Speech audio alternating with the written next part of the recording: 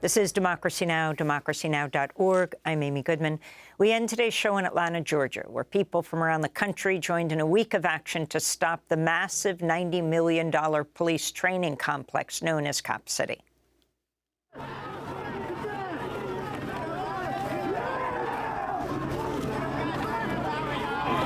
Well, they're throwing tear gas into the crowd. They're throwing munitions. Yeah, that's tear gas.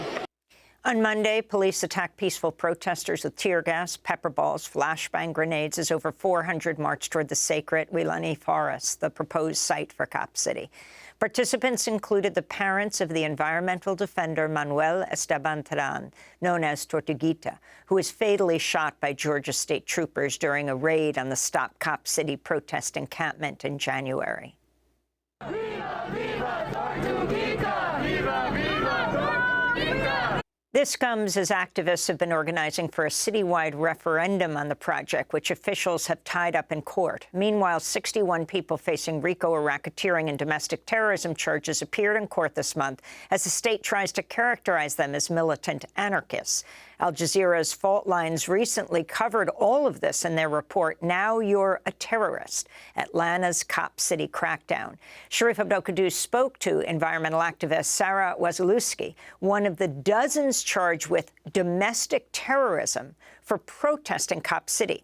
She described the January morning when Georgia law enforcement officers violently raided their protest encampment when state troopers shot and killed Tortuguita. So I was sleeping in a hammock with my partner at the time. We woke up around like 8, maybe quarter till 8 in the morning. Sarah Wasilewski had traveled from Pittsburgh to Atlanta and joined the protest for the weekend. So we were just laying in bed talking, and then all of a sudden we heard and saw just like 15 or so police in full military, like combat gear, like with AR-15s just like coming through the woods directly at us. We were waiting to be put into a transport vehicle, and that's when I heard gunshots.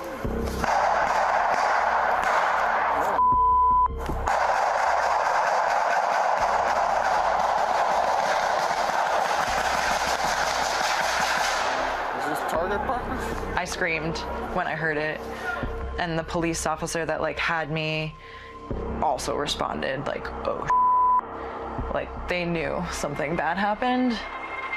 While Sarah was being arrested, a team of officers killed Tortuguita in a barrage of gunfire. Sharif Abdel-Qaddous also spoke to indigenous forest defender Victor Puertas in a video call inside ICE's Stewart Detention Center in Lumpkin, Georgia, where Puertas was held for over 7 months since his arrest. After being released on bond from DeKalb County Jail, Puertas was immediately taken into custody by ICE. After weeks of negotiations with the detention center, we were able to speak to Victor by video call. Hello. Hi, Victor. This is the first time he's spoken to the media since his arrest. It feels like you're living a completely parallel life, you know, like your life stopped the moment that you got arrested, and now you have to make meaning of all this, you know. And why is this movement so important to you, Victor? I care about the land, I care about the people, I care about life, I care about the water, you know. I deeply care about those things. I grew up in that way. I was raised in that way. So what do you think it does to a movement when the state labels it as a violent extremist organization and then charges its participants, like you, with domestic terrorism? You know, you don't believe it first, you know, and then you realize, yeah, actually they're like passing these kind of laws, you know, to targeting certain groups of people. What's happening here in Georgia, in Atlanta, you know, it will have a repercussion all over the country. For more, we're joined by two guests. Sharif Abdel-Qaddous is still with us, correspondent for this Al Jazeera Fault Lines report. And Kamau Franklin is joining us, founder of the organization Community Movement Builders, who's been part of the now 2-year movement to stop Cop City. We welcome you both back to Democracy Now! Kamau, for the latest news of this week, over 60 people in court, many of them charged with domestic terrorism. Can you talk about the significance of what this means? As we heard this woman say, domestic terrorism and how it affects their whole lives.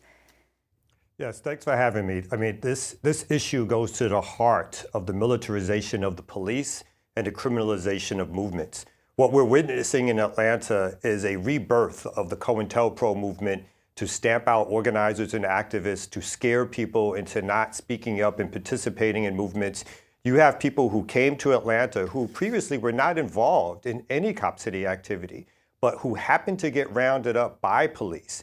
And the police looked at IDs, and if they had Georgia IDs, they let them go. If they had out-of-state IDs, they arrested them and charged them with domestic terrorism, and later added on the charge of RICO. So you have people whose lives have been turned upside down, people who've been engaged in acts, some people who've been engaged in acts of simple civil disobedience by sitting in tents, by sitting in tree huts, who now, again, have domestic terrorism charges and RICO charges. And so, as you stated, and as the documentary was saying, people's lives have been turned upside down because of the state's attempt to criminalize and brutalize activists and organizers who are working against police violence in our city.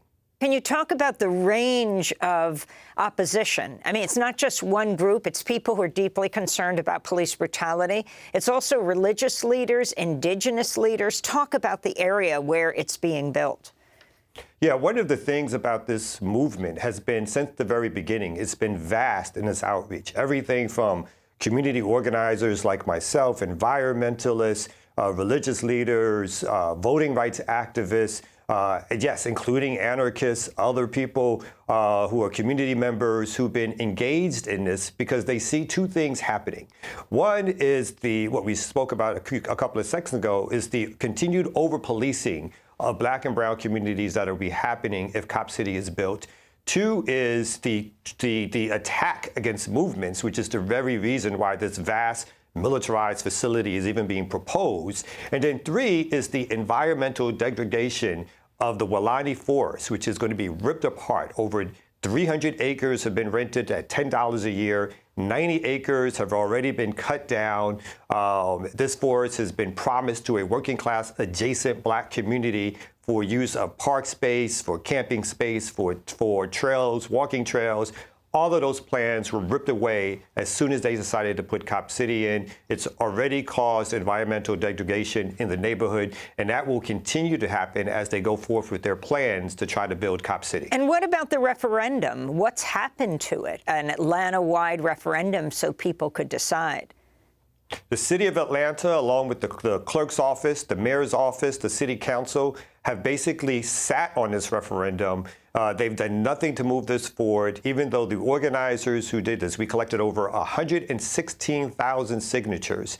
The city council and the clerk's office could have started verifying these signatures as soon as we turned them in, but they decided to halt that process and to not do it. Further, the city council on its own could put a referendum on the ballot without even considering the signatures. And again, they have failed the city of Atlanta. They failed the people in Atlanta by allowing the people to decide. People, again, over 116,000 signatures of people saying that they want to vote on this, they want a voice on this, but the city has ignored it because it prefers to do backroom deals with corporations and with the Atlanta Police Foundation and with the police themselves and the state government. You have here a right-wing, white Republican state apparatus teaming up with a so-called liberal, moderate, Democratic Black mayor apparatus. And the things that they agree upon most is how to protect cops and capitalism. And that's what's happening right now. And the referendum is being put on ice so that they can't be voted upon by the people in Atlanta. Sharif, you spoke to Belkis Teran, the mother of the forest defender Manuel Esteban Paez Teran, known as Tortuguita, who was killed by Georgia police in January. Belkis traveled to Georgia from Panama, where she lives. And we can just play a short clip. I really don't believe anything what they say. I think they are lying. And there is nothing new. Everybody knows that police lie. The county medical examiner didn't find any gunshot residue on Tortuguita's hands. And an independent autopsy suggests that Tortuguita was shot while seated with hands raised. Manuel really was pacifist. He disliked the police very much, but not to kill anybody or to try to kill anybody. Manuel's life and message is to save the world, to save the green areas, to take care of the oceans. Sharif, one of the first people we hear in your Fault Lines documentary, Now You're a Terrorist, is the mother of Tortuguita, Belkis Teran. Your overall take from covering issues all over the world, from going down to Atlanta and seeing what people were confronting here and now what they're being charged with. I mean, that's not to say Tortuguita, who was killed. Right. Well, I think what's important to note about the movement to stop Cop City and defend the Atlanta forest is its resilience. It's brought together, as you mentioned, abolitionists, environmentalists, indigenous rights leaders, religious leaders, a multifaceted resistance movement against this massive planned police training center.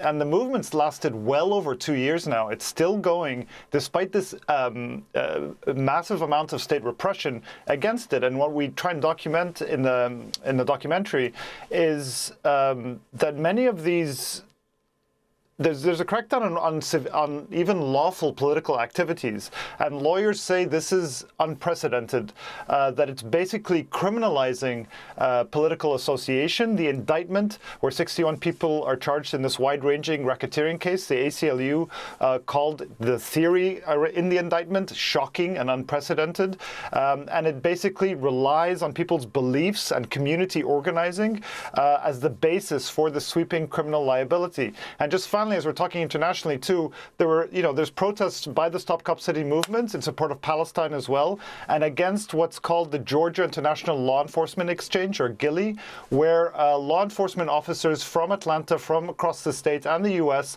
travel to Israel to receive training from Israeli police forces. Israel's long taken these strategies and techniques that are honed on the Palestinian body and then exported them abroad. And so we see these ties between Israel and police forces in Atlanta. Sharif Abdel-Quddus, he is the reporter on Now You're a Terrorist, the Fault Lines documentary. You can watch it online. And Kamau Franklin of Community Movement Builders.